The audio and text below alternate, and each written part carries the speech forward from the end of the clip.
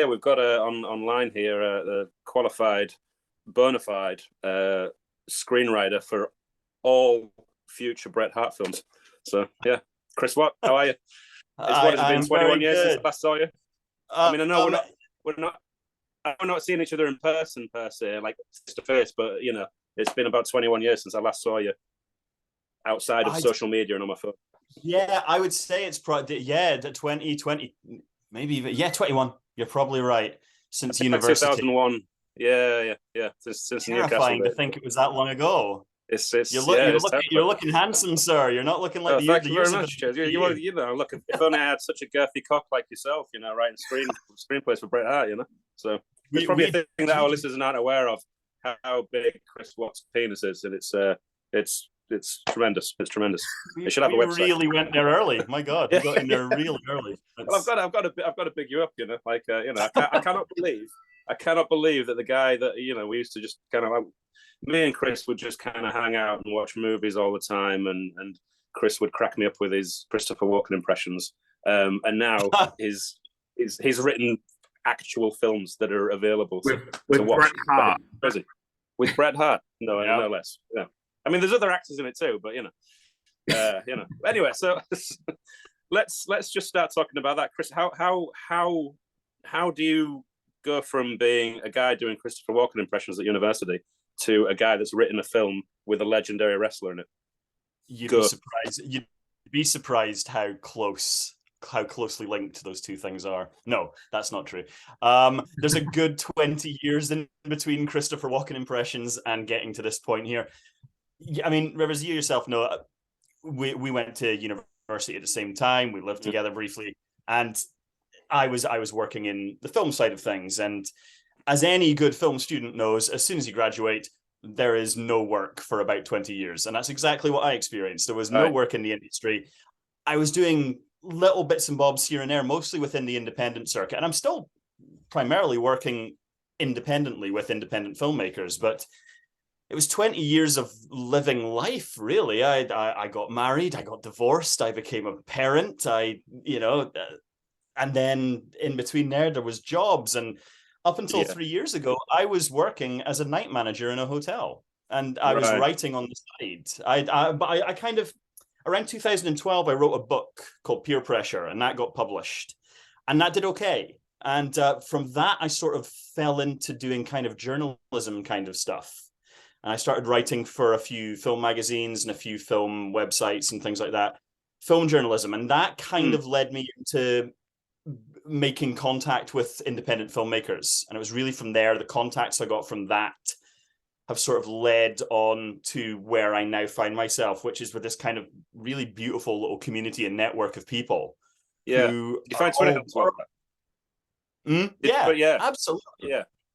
I mean, Twitter, I find, a lot of people have a lot of bad things to say about Twitter, but I've always negotiated it almost like a networking service. Same. More than anything. And you manage to negotiate if you negotiate the trolls and you negotiate the arguments. I mean, anytime you see an argument on Twitter, just step the fuck back. I keep scrolling. You don't go anywhere near it because you can't win. It's a context-free zone, Twitter, because you can't see what the other person's context is when they're typing. So you don't know what their tone of voice is. You don't know what they're saying.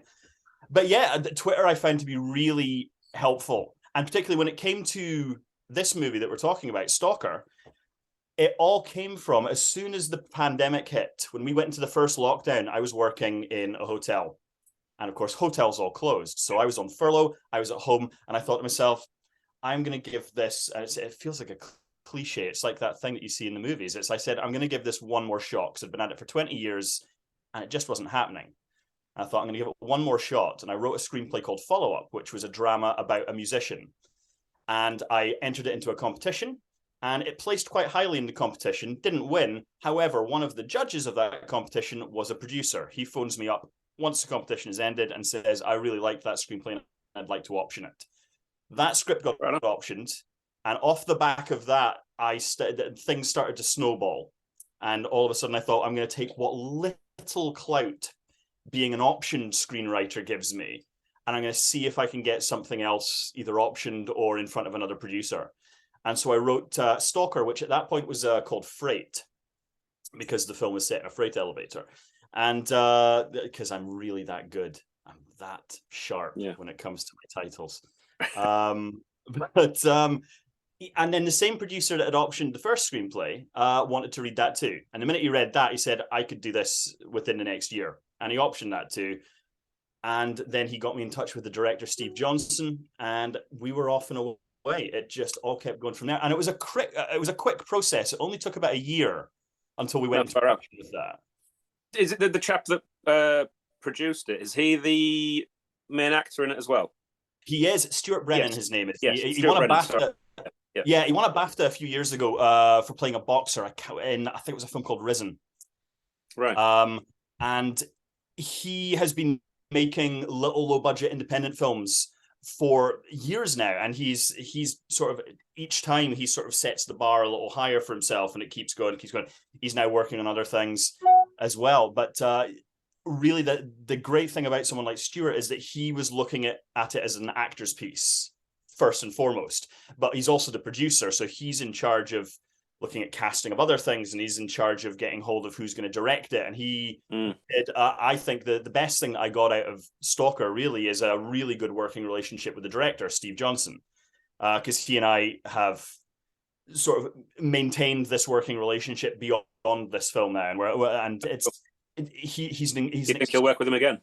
I sure hope so. So. He's an extremely good director.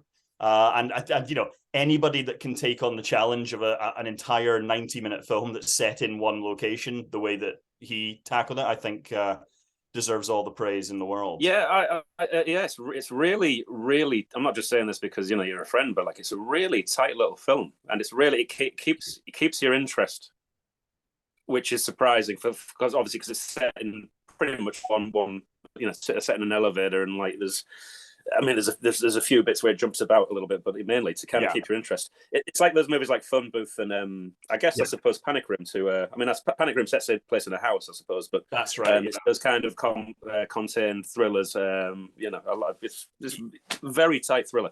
Yeah, so thank you. That's got to be challenging to write. It's got to be challenging to write because it was stuck in like a situation like that for spread it out for a 90-minute film. It was a necessity more than anything, because I wrote it in the middle of the first pandemic, and I knew that independent filmmaking in this country was really going to have to shift and change in terms of how a film was going to be made. And that meant fewer casts, less locations, less crew, everything shrunken down. And I thought to myself, well, this is the perfect opportunity, because I'd had this idea for years of setting something completely in an elevator. And we've seen other films that do it, but they always go somewhere else. And I was adamant I didn't want this film to leave the elevator.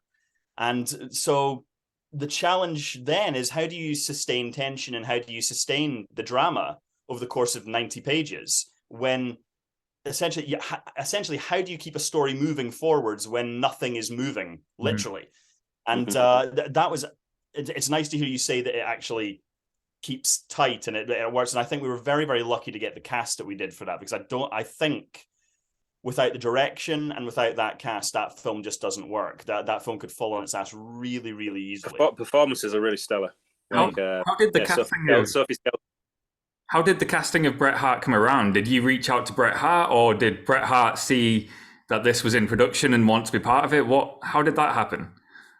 The Bret Hart of it all, and it's interesting because we were all very excited when we got hold of Sophie Skelton, because she's a star on the rise. She's one of the stars of Outlander, and she's our star of this film.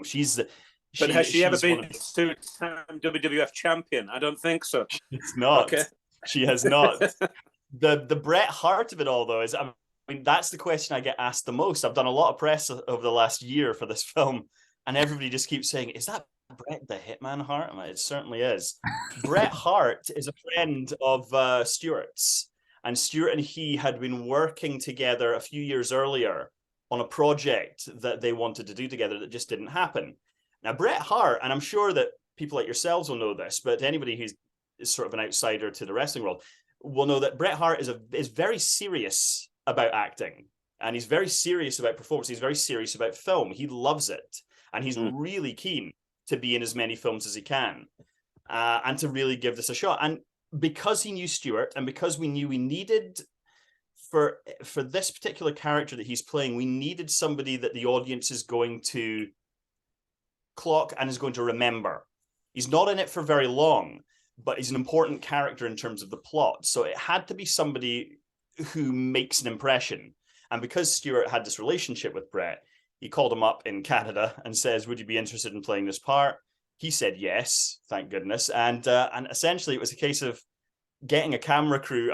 I'm not even sure where they filmed it. It might have been filmed in his house under his stairs. I don't know. But they getting a camera crew out there and filming it. I mean, when you see it, it's movie magic, obviously, because it looks like he's in the same room as one of the characters. But, very well edited, very clever editing. Yeah, he's on the other side of the world. But it was really, I mean, it was a thrill for me. It seems very strange to be on this particular show. Because I'm not the most knowledgeable person when it comes to wrestling stuff. My wrestling knowledge kind of ends somewhere in the mid-90s. By the time I was about 15 or 16, I'd kind of tapered off, and I was sort of like, "Ooh, girls exist," and I was off doing that instead. Are you saying that wrestling fans are virgin, Chris? What? No. You would be right. They are. You would be right. Yeah. I don't want to say anything bad about the wrestling community. Oh, do it. We do every episode. We're a wrestling podcast. My mother always told me people like... It kind of went downhill after the 90s. So like you ducked out at the right time, really. So, it's just as kind of tortured wrestling fans. It's like a bad relationship with a woman. You just keep going back, even though she cheats on you. But having said that, it's on a bit of a rise again. It is quite good at the moment. So yeah, it was always about the personalities, wasn't it? Because that's the thing, that the wrestling back then made icons, and it doesn't seem to do it in the same way as it did back then. And now maybe that's because of the way media is delivered to us now. There's so much content, and there's so much of everything. You can't possibly focus on one thing at a time. Whereas back then, there wasn't as much internet. There wasn't social media. When I started watching wrestling, it was like 1989. I remember my mother got myself and my two brothers as our big Christmas present Sky TV, and we were one of the first people in our neighborhood to get Sky TV with a satellite dish on the wall.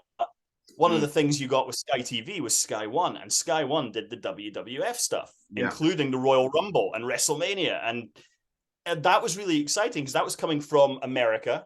And if you wanted to watch the Royal Rumble, you had to stay up till like 2 o'clock in the morning to watch it. Yeah, and it was fucking insane because you'd see all these icons in one place, in one ring at the same time, fucking lobbing each other out of the place, beating the shit out of each other. It was fantastic. And I loved it. And back then it was something that I think was probably what I'd like to know what the rating sort of system is on who was watching it back then when you didn't have as much content, as much access, as opposed to how it's watched now, and whether or not the ratings are still higher back then than they would be today. The ratings nowadays, like, you're lucky if you get around 1.5 to 2 million watching WWE. In its heyday with Stone Cold, The Rock, etc., it was looking between 8 to 10 million people watching each episode. Yeah. So it's dropped drastically due to social media, streaming, etc. It's still one of the highest rated shows on television, like, every time it's on. But like you said, they don't have the stars that they used to have. And I think one point you pointed out they're not good at making stars anymore, but they're good at making stars for Hollywood, just not for wrestling. Like, if you look at Dave Bautista, it's funny. There's a parallel. There's a parallel between like wrestling struggling to make stars and how in Hollywood now there's how many bona fide movie stars exist now in Hollywood? Right. Maybe 5. It's a dying breed now. It's more you find that in music brand, as well. The brand is the movie star. Like Quentin Tarantino said recently, Thor is the star of Thor. It's not Chris Hemsworth, so to speak. That's right. Even though I think Chris Hemsworth is fantastic, but Thor is like the star of that movie. Like Jaws is the star of Jaws. The shark is the star. Like, the other guys are just kind I of thought like you meant Richard Tyler with the teeth. Yeah, man. Yeah, those. Yeah, but I think I think that's absolutely right. That there's that other parallel, which is the idea of music icons. And I mean, we did in the last few years, we lost David Bowie, and David Bowie felt like, to me, you've got people like Michael Jackson, the Beatles, David Bowie. Once we lose these people, and I suppose the Rolling Stones are probably next in line in terms of age and stuff like that. Robert Plant, people like that. Yeah, how many more bona fide sort of like rock legends do we have at this point? Is there anything in the last 30 years that we can say stands up the way David Bowie or the Beatles or Rolling Stones or Led Zeppelin stand up? I always think, who are we going to be talking about from now, contemporary music? Who are we going to be talking about in 30 years' time? Who are we going to be saying, oh, have you heard so-and-so has passed away? I really don't think we're at that point nowadays where we're still creating stars in any major industry, like I said, with music, film, wrestling, even to a lesser extent. And I think it's because there's so much more variety nowadays. You've got millions of musicians, millions of actors, thousands of wrestlers. And back in the day, you didn't have the access to all of these actors, musicians. So the ones that you did see stood out more and you remembered. And it seems like nowadays it's saturated. Would you feel like that's how it is nowadays as well? Like, I feel like we're just not creating stars because there's so much choice. Yes, yeah, absolutely. It's the same with film in general as well. I mean, whenever I was growing up, there would maybe be 3-4 movies released a week. Now there's dozens, just 20, 30 films released every week. Really? There's so much content now. And you can see it's a law of diminishing returns because, God, it makes me sound like the old man shouting at the cloud or something like that. I'm sitting here saying films just aren't as good as they used to be, but they're not. They kind of not. They really aren't. And also, it's just, you see it the same when you look at, like, they don't make stars anymore. They don't make blockbusters the way they used to. No. I mean, I've talked in a few interviews about this. Like, you look at something like Superman the movie in 1978. I want to say it was. Yeah, I agree. Written by the writer of The Godfather. Yes. Now, there's a very large gap between writer of The Godfather writing a comic book movie and I don't know who writes the comic book movies now. And this is not me dissing Marvel or DC. They make some wonderful movies. They also make some incredibly forgettable movies, and they make a lot of crap. Yeah. They make easily digestible crap. The structure of every single film is exactly the same in blockbusters now. There's no surprises, or there's rarely surprises. And we seem to have forgotten, and that's why I love it whenever someone like Spielberg comes out and gives us a new movie, particularly if he gives us a blockbuster, because he does it in a way that is old school, that is all about story. And as a screenwriter, I'm hooked up on story. It has to give me a story that I can follow, that grips me. It has to give me characters I can give a shit about. I mean, why is it that I can remember everything about the story of Raiders of the Lost Ark, but I have no clue what the story of the first Transformers movie, the Michael Bay one. Yeah. I can't remember what that movie's about. I can remember what Raiders of the Lost Ark's about. It's because there's storytelling. And it's not about selling you 20 minutes of special effects. And like some of blockbusters used to be kind of character-driven affairs as well, like going back to Jaws. It's a complete character piece, but with a giant shark eating people. And it's just such a fine balance of like I said, character arcs, character drive, and then the kind of spectacle of a summer blockbuster. It's really the perfect kind of film. So it is. I mean, Jaws is my favorite film of all time. Yeah. Well, it's tied with 2001: A Space Odyssey, which admittedly is about as far removed from Jaws as you can get. I can never separate the two. When someone asks me what my favorite movie is, it's just the two of them sort of together. I'd have to say Jaws. That would be a weird double bill, though. The sentimental value of Jaws. I, with a gun to my head, I couldn't say like what my favorite film is ever, but gun to my head, I'd have to say Jaws. Yeah. For me, it is a perfect movie. It is, but I've been lucky enough to chat every now and again on Facebook, because he's quite prominent on Facebook, to Carl Gottlieb, who's one of the screenwriters of Jaws. Who's a fascinating man, a really, really interesting guy, and a very nice man as well. But he talks a lot about it in interviews, the idea that films today, particularly blockbusters, just are not considered the way they used to be. They're not about story and they're not about character. They're about selling product placement, and they're about special effects driving the story. And a special effect should never be the thing that drives the story. And Jaws is a perfect example of that. Because Jaws could have been a very different movie if that bloody shark had worked, because that would have been the special effect driving the movie. Because it didn't work, Spielberg had to use his ingenuity, and it makes it so much better, so much more frightening. And that's where you get that iconic fin going across on the water, because that's all you see, or just that bloody John Williams score telling you that the shark's there. It's genius, and that's perfect cinematic language. And we don't have directors anymore that use the medium of cinema the way that it needs to be used. There's very few directors out there. Actually, even the good directors, there's very few that use film, the art form, the way it's supposed to be used to tell the story. It's very strange to me. I can only think of a handful of directors that I still get excited about when they've got a movie coming out. So there's the chap that did The Witch, Robert Eggers. Yeah. Ari Aster. I'm going to forget his name because I'm terrible at remembering names these days, but the chap that did Bone Tomahawk. Yeah, Paul Thomas Anderson, of course, yeah. Yeah. Bone Tomahawk and Dragged Across Concrete. I think I want to say Craig Schaefer or something like that. Schaefer. Craig Schaefer, yeah. And the chap that did Under the Silver Lake and It Follows. I thought those two were kind of absolutely outstanding. Oh, yes, I loved It Follows. Yeah. Under the Silver Lake is a trippy movie, though. I've only seen it once, and that's the one I really need to revisit. Yeah. That's a wild. There's a lot going on. There's a lot going on. But yeah, those guys are really exciting. So whenever they've got something coming up, I'm really sold. So and Robert Eggers is redoing Nosferatu with one of the Skarsgård kids. So that's really good. Yeah, that'll be good. Yeah, it's going to be. Take all my money. Take all my money. Yeah. I'm sold on that. So yeah. Speaking of that guy, have you seen Barbarian? I have not. Barbarian played at Fright Fest the day after we screened Stalker, because we were at Fright Fest for our premiere for that. But I heard really good that Edgar Wright went to see it when he was at Fright Fest. I missed Edgar Wright by a day. A couple of my friends met him though and said he was very nice. Maybe next year. But no, apparently it's really good. I've heard really. It's a lot of fun. It really is good fun. Oh yeah, we didn't even talk about your film premiering at Arrow Fright Fest. So like, how did that come about as well? That's exciting stuff. That was down to the distributor actually. Stuart had a relationship with Kaleidoscope Distribution because they had distributed his last film, and they managed to submit it to Fright Fest, and I think we were very lucky. We got in, and Steve and I were very, very excited about that. Well, I mean, number one, it's the first time I've been to a film premiere of something I've written. It was a really strange experience.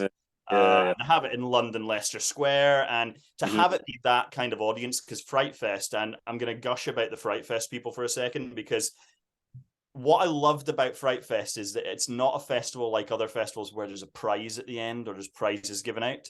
And because it's not aimed or geared at a film being considered the best film there, everybody's just there to enjoy the films. There's no mean-spiritedness, no backstabbing, nothing. The horror family, the horror community is so solid, solid guys.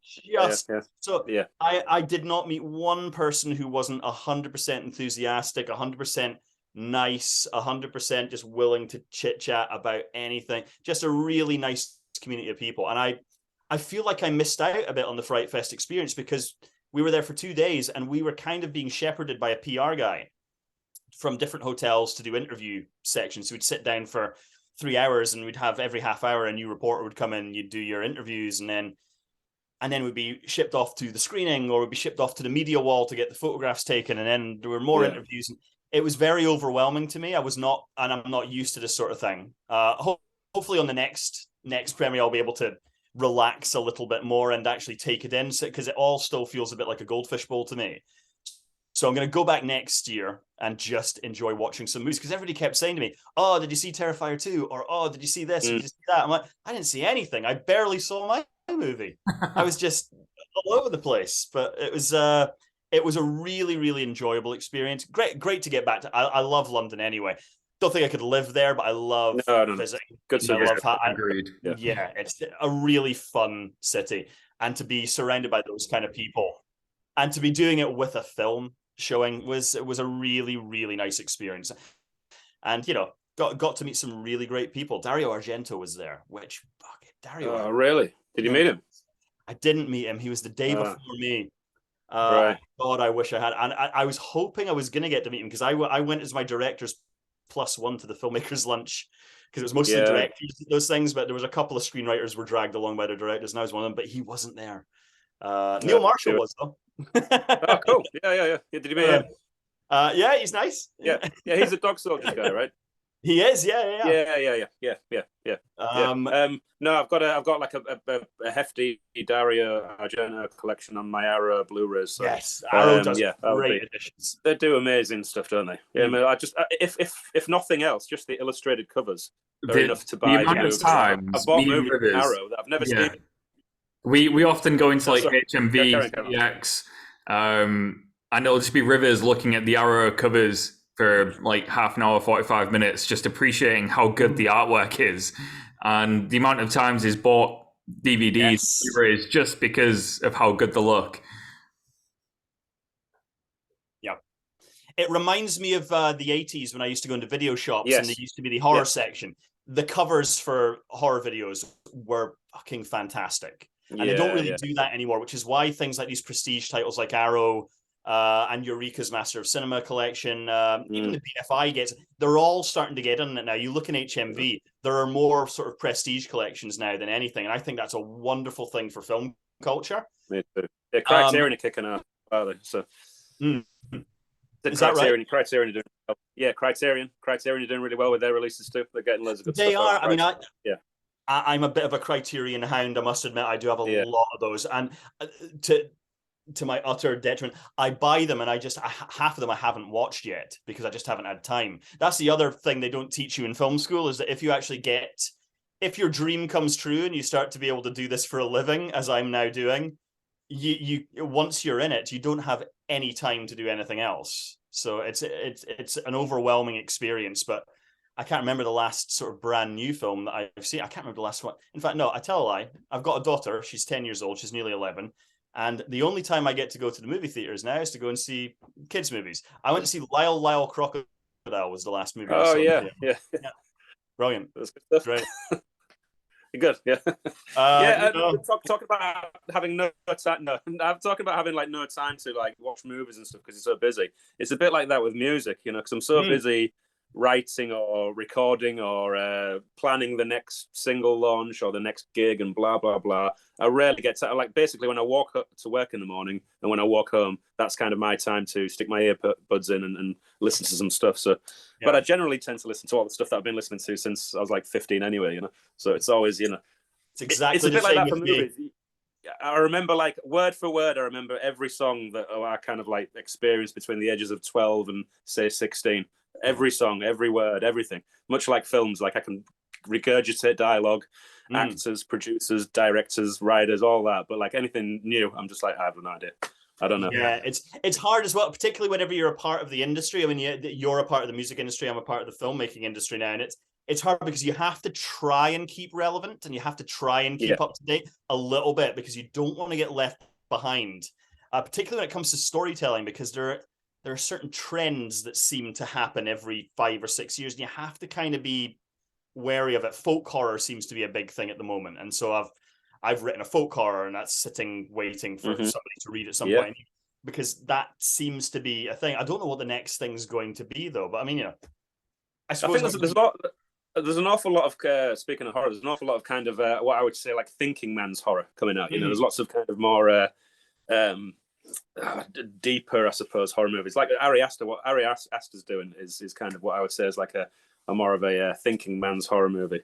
It's more than just kind of gore and violence. There's lots of character. And I find Ari Aster really a fascinating director, because I think that he does something in the horror genre that a lot of horror filmmakers don't do. A lot of horror filmmakers revel in the violent moment. Ari Aster sits in the aftermath of violent moments, and he lets you wait. Yeah. He makes you stand back and consider what you've seen. He doesn't dwell on things. He dwells on the dread and that sense of threat, and it makes his films deeply uncomfortable in the best way. I remember watching Hereditary for the first time, and I had to turn it off halfway through. It was just too intense. Nothing particularly violent or nasty happened, but the sense of this foreboding dread was so intense, I had to stop for about half an hour, and I came back to it later on. And I found the same thing with Midsommar. I found Midsommar had more of a drive to it, and I think a lot of that was probably down to Florence Pugh's character, and because she's so fucking good, she's so compelling that you even when you wanted to turn the film off, you just couldn't, because she's just too damn good. Yeah, she's fantastic. Also, that's also possibly a nice segue for us to get back to talking about wrestling, because she obviously did Fighting with My Family. Yeah. Oh, yeah. She was about Paige. We don't have to talk about wrestling. That's the thing. We might be a wrestling podcast, but we very rarely talk about wrestling. Branch out a little bit, so yeah, I've been trying to branch out a little recently. So we've had like other. All right, okay. We've had like other horror YouTubers on and stuff like that, and I don't know. You had the What Did I Just Watch guys on, didn't you? We watched a movie. We watched a movie. Yeah. I watched that one. That was great. Yeah, they're really good nice guys. Love their stuff. It's their channel's largely a Halloween channel, so they're absolutely obsessed with Halloween, which I am too. You know, the last one broke my heart. You're heartbroken right now, aren't you? Yeah. They did my boy dirty, man. You know, in wrestling terms, like when a character gets buried, where he just gets completely beaten up and buried, and like doesn't even get one shot in. That's kind of how I refer to what happens to Michael Myers in Halloween Ends. They buried him. They got jobbed out. Okay. So he totally did the job for Jim Lee Curtis, and yeah, it's brutal. It's brutal to watch. That's a shame. Although within that film is a very, very good film. Have you seen it, Chris? I have not seen it yet. No. Within the film, I haven't seen the last one either. No, don't bother. Within that film, Halloween Ends is a very good film. It's almost like two producers got together, the guys that wanted to do another Halloween and some other guy that had a horror movie. And he was just like, oh, I need a studio to release this horror movie I've written. And Halloween Ends were like, oh, we need a Halloween movie. We need a story. Put it in our movie, and we'll tag Michael Myers on it at the end. And then you've got this weird, very divisive film for Halloween fans. And it's just... I wouldn't be surprised if that happened, because that sort of thing does happen. I mean, I remember there was an Angelina Jolie movie a few years ago called Salt. And that was originally a movie that was written for Tom Cruise. And then whenever Tom Cruise said no to it, they just did a complete sort of, they took one idea and threw it away and then turned it into a female. And there's another film, I'm trying to remember what it was, but it was another film that was originally supposed to be like a Die Hard sequel or something like that, but they couldn't get the rights to make it. So they just made it into a sort of generic action movie. And I can't remember what it was. Wow. It'll come to me. But Hollywood does have a tendency to do that. Yeah, well, they did it with Alien, didn't they? Ripley was originally a male character or something. So and then they just that's right. Then they cast Sigourney Weaver, and that was it. And an icon is born. So yeah, absolutely. Yeah. God, I love that movie. The first movie. Me too. It's God. I mean, I like Aliens, the James Cameron one. I think it's wonderful. But oh my God, that first movie, Jesus, it's good. It's so good. It's so good. Look, Chris, I won't keep it too long because the boys have got more interviews to do. You're interviewing a wrestler after this, Callum. What's going on? Yeah. Jamie was saying you got another interview on? Yeah, I've got another interview after this with a wrestler where we might discuss wrestling.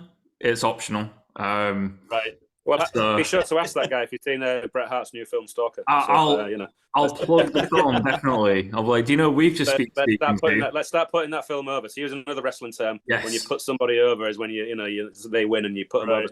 Let's start putting the Stalker movie over. Let's get on it. Do you mean that I watched No Holds Barred for nothing? I could be sitting here talking about No Holds Barred for the next hour. No, I haven't seen that film since the 90s. So it's fucking brutal. It's terrible. Hulk Hogan did not transfer very well to this. He didn't, did he?